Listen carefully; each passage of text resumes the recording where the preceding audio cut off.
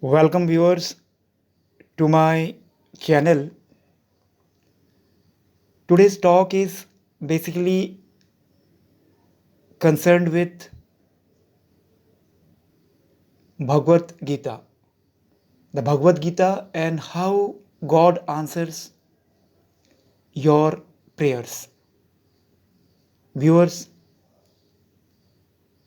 if you see the slok of Bhagavad Gita, slok 11th, it is written, Ya yatha mam prapadyante tamas tatvai va bhajami aham mama varta manuvartante manushya partha sarvasa.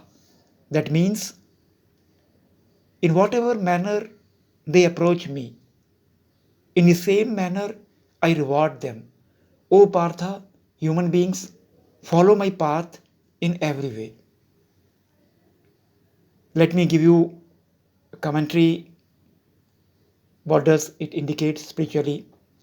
Viewers, these verses gives the assurance that you can approach God in any way you want and you will be rewarded suitably. God is like a mirror. He is unconditional love who reflects your thoughts, desires, and attitudes exactly as you want. He will not decide what to give you, what you should want, or what you should choose for yourself. That responsibility rests with you. It is up to you whether you approach Him for material rewards, for spiritual liberations, or for removal of obstacles and difficulties. Whatever want you express to Him, He will manifest that for you.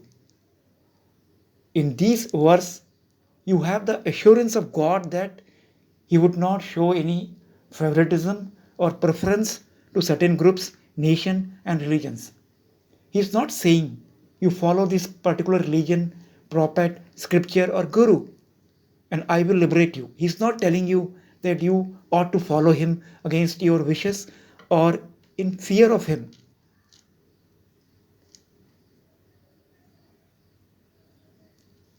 In these few words, he has conveyed ample that he would not impose any conditions upon you in how you may approach him. You just have to knock on his door with a request intensely and sincerely, and you will be rewarded. He will not decide what he should give you. You have to decide what you want from him and make that clear to him with right aspiration and faith. Viewers, however, since he does not interfere with your decisions, you must be clear in your mind what you seek. Those who blame God for not getting what they want are ignorant. They have to blame themselves for their miseries because they do not know how to ask God and how to pray to Him. If you are confused, confusion will prevail. If you are doubtful, uncertainty will manifest. Viewers, if you are afraid of God, your fear of Him will grow and intensify. What I will say, approach Him as if He is your friend. The Bhagavata says, and He will come to you as your friend. Approach Him as if He is your Guru and He will manifest your prayers through your Guru. Even if your Guru is false and ignorant, approach him as if you are an atheist and he will strengthen your faith in that conviction and make himself invisible and unavailable you. Worship him in the form of an idol with complete faith and he will surely manifest to you in those very idols which others may mock and deride as mere statues.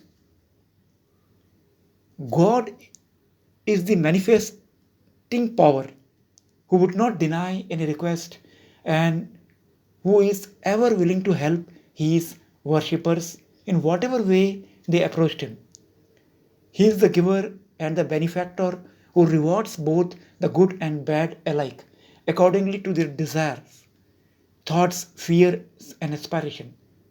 Viewers, since there are no limits to what you may ask and what He may give you. You have to be careful about your prayers and your wishes, because ultimately what you seek is part of your karma. If your intentions are clouded, you may pay the price ultimately. Let me repeat this line of Bhagavad Gita commentary. If your intentions are clouded, you may pay the price ultimately. Viewers, this was the commentary of Bhagavad Gita on how God answers your prayers. Shloka number 11. Ya yatha mam prapadyante tamas tat tat tha aiva bhajami aham mamavarth manuvartante manushya partha sarvasya. Let me, before winding, tell you the meaning again.